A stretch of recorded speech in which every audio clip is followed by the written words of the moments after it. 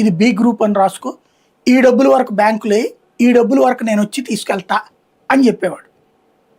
చెప్పాలి, అట్లా చెబితేనే సాధ్యం. అంటే మన కాబూలీ వాలా టైప్లో రోజు వచ్చి క్యాష్ పట్టుకుపోవడం.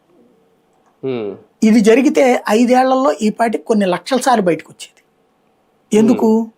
తాగుబోతైనా చూస్తాడు.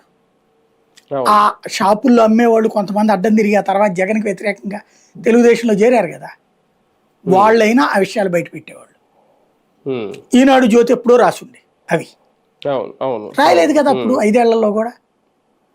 ఇంకెవరు అక్కర్లా, షాప్ లెవెల్ కరప్షన్ జరగలేదు అనడానికి సాక్ష్యం ఈనాడు జ్యోతిని. ఆ 5 ఏళ్లే లేనివి ఉన్నవి కల్పించి రాసిన వాళ్ళు అది జరిగితే ఎందుకు వదిలిపెట్టేవాళ్ళు అప్పుడు. కాబట్టి అదే జగన్ ధైర్యం. ఇంకోటి, పాలసీ డెసిషన్ ఎప్పుడూ కూడా ప్రభుత్వం తీసుకుంటుంది, క్యాబినెట్ తీసుకుంటుంది, దానికి సమిష్టి బాధ్యత. అలా కాకుండా ఆర్డినెన్స్ ఏదన్నా ఇస్తే అది ముఖ్యమంత్రి బాధ్యత. అది కూడా తర్వాత మళ్ళీ క్యాబినెట్ అప్రూవల్ కావాలి.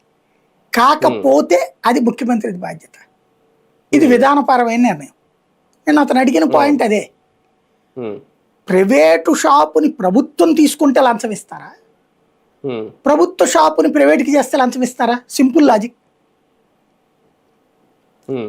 ప్రభుత్వం షాపుని ఎవడన్నా ప్రైవేట్కి ఇస్తుంటే డబ్బులు ఇస్తాడు. ప్రైవేట్ షాపుని ప్రభుత్వం తీసేసుకోండి ఎవడు లంచం ఇస్తాడు?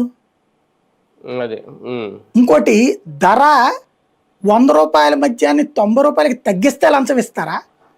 100 రూపాయల బాటిల్ 250 రూపాయలకి పెంచితే లంచం ఇస్తారా? బుద్ధి బుర్ర ఉన్నోడు ఎవడైనా తగ్గిస్తే లంచం ఇస్తాడు.